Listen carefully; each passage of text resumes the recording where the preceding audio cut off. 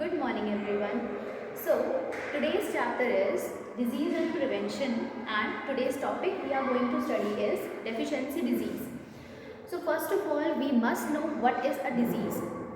The disease is any condition or any illness that prevents our body from functioning normally. हमारी body को normally function करने से जो भी एक कंडीशन रोकती है, प्रिवेंट करती है, उसी को हम क्या बोलते हैं बेटा? डिजीज़. ठीक है. डिजीज़ में क्या होता है, हमारी बॉडी नॉर्मली फंक्शन नहीं कर पाती. जैसे कि अभी अगर हम हेल्दी हैं तो हम कोई भी काम बहुत ईजिली कर लेंगे, but if we have any type of disease then we are unable to do any work fluently. Is that correct? Then comes deficiency disease. तो डेफिशिएंसी का यहाँ पर मतलब है कमी, किसी भी चीज़ की कमी होना. ठीक है. तो जब भी हमारी बॉडी में किसी पर्टिकुलर न्यूट्रिएंट की कमी होती है, ठीक है, डेफिशिएंसी हो जाती है, then that disease is known as deficiency disease. Is that clear?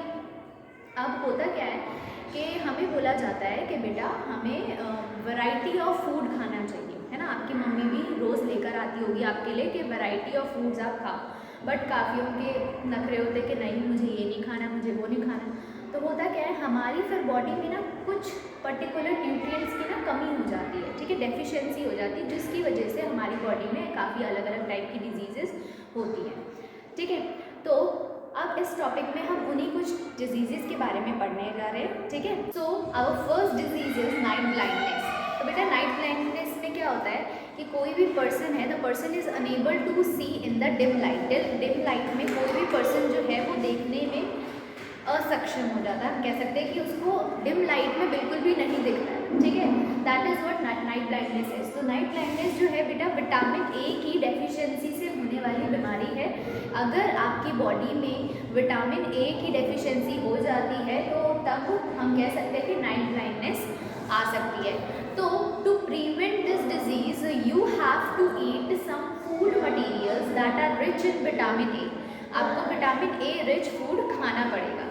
For example green leafy vegetables, papayas, mangoes, carrots, milk, fish, egg yolk, butter and tomatoes. ठीक है. These are the foods that are rich in vitamin A. Is that clear everyone? So your next diseases, deficiency diseases, beriberi. Beriberi होता है vitamin B1 की deficiency से. अगर आपकी body में vitamin B1 की डेफिशिएंसी हो गई है तो बेरीबेरी बहुत इजीली आपकी बॉडी में हो सकता है. बट क्वेश्चन इज बेरीबेरी से होता क्या है, आपकी बॉडी में क्या होता है? तो beriberi can affect your nervous system. आपकी पूरी नर्वस सिस्टम को अफेक्ट कर सकता है.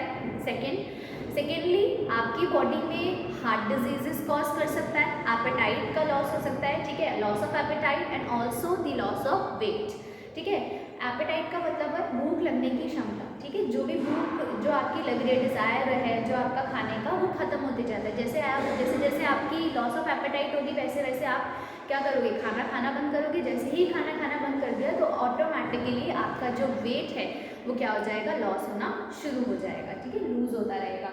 तो ऐसा ही कुछ बेरीबेरी में होता है. विटामिन B1 की डेफिशिएंसी से होगी. अब बात आती है कि how can we prevent this disease. तो to prevent beriberi you have to eat some food that are rich in vitamin B1. So some example of these food materials are unpolished rice, peas, meat, cereals, milk and green vegetables. Is that clear? अगर आप इन food materials का intake करेंगे तो आपकी body में vitamin B1 की जो quantity है वो बढ़ जाएगी और आप इस डिजीज़ को, बेरीबेरी को, अपनी बॉडी से क्या कर सकते हैं, प्रिवेंट कर सकते हैं. सो now let's come on the third deficiency disease. Next deficiency disease is scurvy. Scurvy is caused due to the deficiency of vitamin C in your body. जब भी आपकी बॉडी में डेफिशिएंसी हो जाती है विटामिन सी की तो स्कर्वी हो सकती है. अब स्कर्वी में होता क्या है, तो स्कर्वी में आपके जो जॉइंट्स वाले एरिया हैं, ठीक है, ये वाला जॉइंट हो गया, ये वाला, या बॉडी में जहाँ पर भी जॉइंट्स वाला एरिया है वहाँ पर स्वेलिंग आ जाएगी. ठीक है.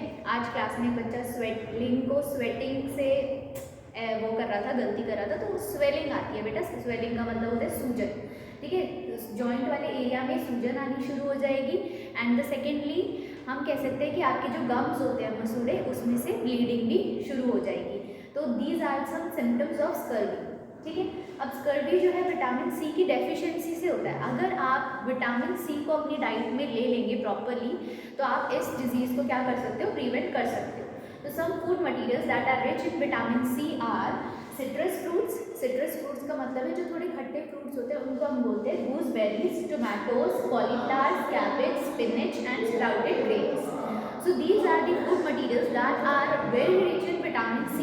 So if you will intake these type of food materials in your diet, then you can prevent scurvy.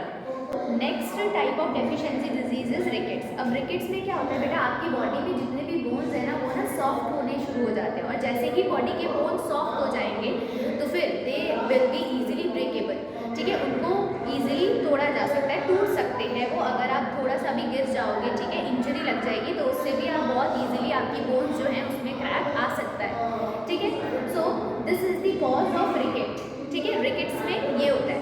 अब रिकेट्स जो है this disease is cause due to the deficiency of vitamin D in your body. अब vitamin D की deficiency से हो रहा है तो जाहिर सी बात है अगर हम विटामिन डी को अपनी डाइट में ले आएंगे तो हम रिकेट्स को प्रिवेंट कर सकते हैं, है ना। So for that we must know that which food material is rich in vitamin D. तो first of all milk, then cheese, fish, egg and sunlight. Most important है सनलाइट, आपने देखा भी होगा जो मेन सोर्स है विटामिन डी का that is sunlight. ठीक है, so now let's come on the next deficiency disease that is goitre.